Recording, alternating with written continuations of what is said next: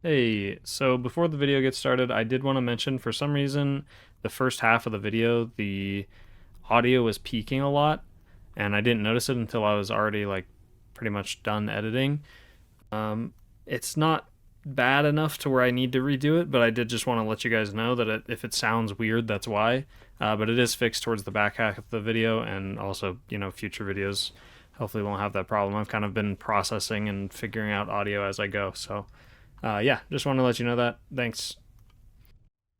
The Holy Paladin is a melee healer with an insane amount of niche utility spells alongside a builder spender gameplay loop similar to what you'd see from a lot of DPS classes in the game. The first most important thing that we need to talk about is our Holy Power. This is a special resource that only Holy Paladins have access to. We still have mana as usual, but we also have this other resource called Holy Power.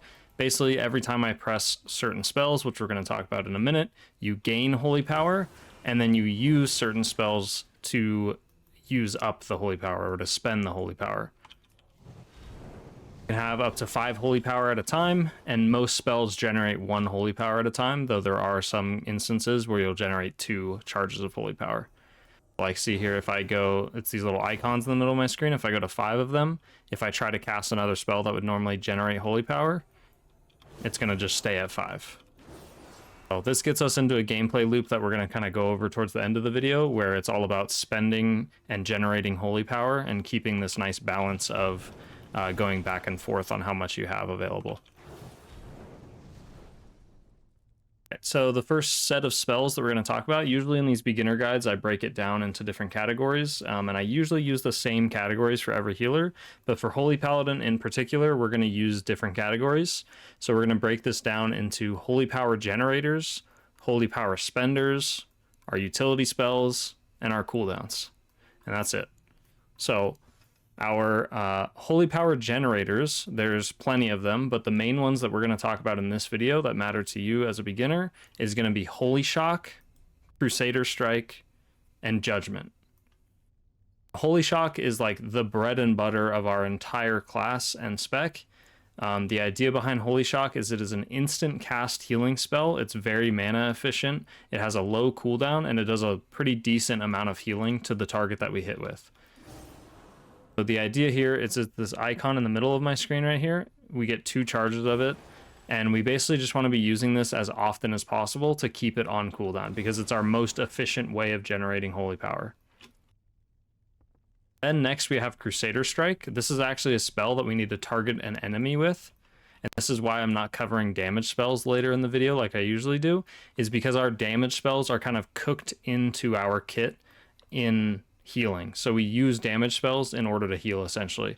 And in this case, Crusader Strike itself does not heal, but what it does do is it generates Holy Power for us. And again, it's another very efficient way of generating that Holy Power.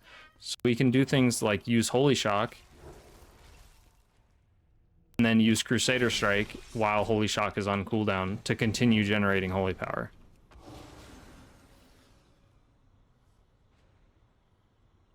Then last for our generators that we're going to talk about in this video is going to be Judgment. This is right here on the right hand side of my Holy Shock. And this again is just another short cooldown ability. We throw it at an enemy, not an ally, so it needs to be targeted at an enemy, and it will generate us 1 Holy Power and pretty much cost no mana whatsoever. So it's just one of those spells that you want to be pressing again, kind of weaving in between your other spells to generate more Holy Power. It also can be used from ranged. So Holy Shock can be used from ranged, and then we have Crusader Strike. We have to be in melee. So if I'm out here and I need to generate, say I'm like using my Holy Power, and then I want to generate Holy Power, and I run out of Holy Shocks, and I can't get in melee range to Crusader Strike, I can throw a Judgment, and now I just generated a Holy Power. Judgment also has other benefits, like when you press it, but the main thing is that it just generates Holy Power. That's all we need to be concerned with right now. So those are our 3 main Holy Power generators. That is what we are pressing. We are pressing Holy Shock, Crusader Strike, and Judgment as much as possible. And next up, we have our Holy Power spenders. These are going to be the main abilities that we're using to spend our Holy Power, and they each have different uses. The first one is going to be Word of Glory. Just going to generate some Holy Power so I can show you. So Word of Glory, we target an ally with it. and it does a big burst of healing. It's going to be probably one of our most powerful, if not our most powerful, single target heal in the game. And then our next Holy Power spender is Light of Dawn, which, just like Word of Glory, its main purpose is to AoE heal. So we press it, and it creates this large cone in front of us of healing, and it just spreads the healing out amongst people in front of us without us getting to choose who it's actually targeting. This can be good in raid, or even in dungeons if everybody's stacked up and stuff. But mainly you'll be pressing Word of Glory. And then lastly, we have Shield of the Righteous. This is a Holy Power spender where we can technically use it wherever we want. Like I can press it right here. It just doesn't do anything. So what Shield of the Righteous does is if we're next to an enemy, we'll spend our Holy Power, just deal a moderate amount of damage to the enemies in front of us. It doesn't help with healing at all or anything like that, but it's just a way to kind of dump Holy Power if you don't have any healing to do anyways.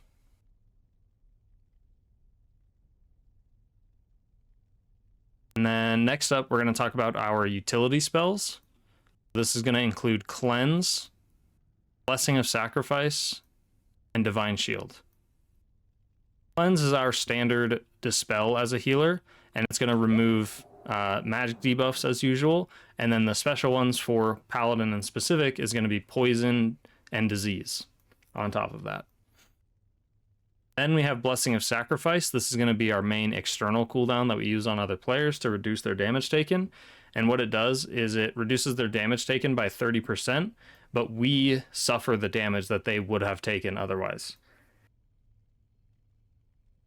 So this is good to use on tanks or DPS when they're going to get hit by a heavy ability, but we have to be aware that we are going to take extra damage because of it. So it's not too much, and you won't notice it that often, but it is something to take note of, is like when you use, Hand of Sacrifice on a tank and they're tanking a bunch of enemies, you're going to be taking a little bit of damage and not be at full health. And lastly, for our utility spells, we have Divine Shield, which I feel like we're going to talk about because I only picked 3 spells here, but because there's so many utility spells that Paladin has to offer, but these are like the main ones that you're going to be pressing the most often. Divine Shield is a long cooldown. It's a 3.5 or 4 minute cooldown, depending on your talents. And basically what it does is it makes you immune to literally everything. It makes you immune to damage. It makes you immune to debuffs. It removes debuffs from you if you had them on you. It makes you immune to knockbacks. And all for 8 seconds. It is incredibly powerful and literally just makes you be able to stand and stuff or be able to do whatever you want and not have to worry about your character for the next 8 seconds. So it's incredibly powerful, and I would definitely recommend, like, if there's any button you're going to get used to pressing as far as utility spells, don't worry about any of them except these 3, because these 3 are going to be like the main ones that make a difference. Cleanse, Blessing of Sacrifice, Divine Shield. Okay, and then for our last category of spells, we're going to talk about our cooldowns. I don't usually include cooldowns with the beginner's guide stuff just because I don't feel like a lot of them are that relevant, or if I do, they're part of like the burst healing spells and stuff like that. So our cooldowns, our main ones, we have, again, a lot of them, but we're going to talk about the main ones that you're going to be pressing, and this is going to be Avenging Wrath and Divine Toll. Avenging Wrath just basically empowers all of your healing and damage for the next 20 seconds, and it's incredibly, incredibly powerful. It'll make you do like 3 times the healing you would normally be doing without it. And same thing for damage. And next we have Divine Toll, which just cast Holy Shock on up to 5 targets within 30 yards. So you target someone with it, you press it, and it's going to cast 5 Holy Shocks. If there's 5 allies that are all injured, it'll probably Holy Shock all of them. If there's only 2 people that are injured, it might Holy Shock, just the 2 of you a few times. Things like that. So it's just going to cast a bunch of Holy Shocks for you, which also generates Holy Power for you. Okay, so now we're going to go ahead and talk about our rotation. This is going to be, I guess, pretty much our healing rotation because we don't have a damage rotation as a Holy Paladin. We just have our healing rotation, and our damage is just a passive part of doing our healing rotation because of our abilities. So to start out, we're going to generate Holy Power. That's the number one thing we want to be doing. That should be like the top priority of our list is generating Holy Power. So this is going to include those spells that we talked about, using Holy Shock on allies. Then when we don't have Holy Shocks, we can use Crusader Strike and Judgment to fill the gaps. Now we've generated holy power. We don't want to keep generating it after 5. Anytime we're after 3 holy power, we can start spending. So then our next thing is spending holy power, and this is using, honestly, when you start out, you should just be pressing Word of Glory like 95% of the time. This goes for Raid and Mythic Plus. So using Word of Glory is going to be the most efficient and easiest thing for you to remember so that you don't have to worry about multiple spenders. And then again, it costs 3 holy power. All of our spenders cost 3 holy power. So you can spend anytime you are at 3 or more. So I don't have to sit here and generate up to 5 and then spend. I can do something like this where I have 2. I press Holy Shock. Now I'm spending. I'm generating. I'm generating. I'm generating. Now I'm spending again. And then I'm generating again. Same thing. You're just going back and forth. Maybe I want to generate again and then spend. As long as you are just not going past 5 holy power and you're spending it before then you're all good. Generate holy power with those 3 spells. Spend holy power with Word of Glory. Once you want to start kind of thinking more about it, you can maybe consider using Light of Dawn and Shield the Righteous. Shield the Righteous is really just like, you have 0 healing to do, so you just spend your holy power just to spend it and do a little bit of damage since there's nothing else to spend it on. And then next is using cooldowns and utility spells early and often. So the cooldowns and utility spells, especially that we talked about in this video, I want you guys to just get really good at just pressing them as much as possible. It doesn't matter if you're using them efficiently or doing them at the right times or anything like that. Just get in the habit of pressing them as much as possible, because Paladin has such short cooldowns on their utility and their cooldowns that it's really important that you are getting the most out of them by pressing them as much as possible, either throughout the length of a dungeon or throughout the length of a boss fight, because you can get multiple uses of all of these spells throughout the fight. So maybe I start taking damage or I start stressing out and the group is taking too much damage. I'm just going to use Divine Shield without even thinking about it. I'm just going to press it because I'm taking damage and I want to stop worrying about myself taking damage and I want to focus on healing my allies.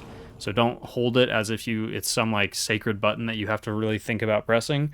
Just send it. If you make a mistake and you press it at the wrong time, that's okay. You learn from it. It's better to have it on cooldown and realize that you need it than to have it not on cooldown and then need it and you don't actually end up learning anything that way. You just always have it available, if that makes sense. And then same thing with Avenging Wrath. You should just be pressing Wings, which is what this spell is referred to as. You should be pressing Avenging Wrath just as much as possible. Every time it's ready, just press it and start doing a bunch of healing and a bunch of damage. And same thing with Divine Toll. Divine Toll is less than a minute cooldown, so just every time it's available, just send it on people as soon as they start taking damage. That is really the rotation of Holy Paladin. I plan to make some healing out loud videos, so keep an eye out for those. While they're helpful for all healers to watch, even if it's a different healer that I'm playing, I will make some Holy Paladin specific ones where we probably talk about spending and generating holy power. So keep an eye out for those. But other than that, that is the rotation, is generating and spending holy power efficiently and as quickly as you can, and using a lot of cooldowns and utility spells early and often is the easiest way to put it. So hopefully this video is helpful. Thank you so much for watching. Please leave a like. Check out my other videos, especially the Healing Out Loud series. I love making that series, and I'm glad that people like it a lot and find it useful. Other than that, I will see you guys around.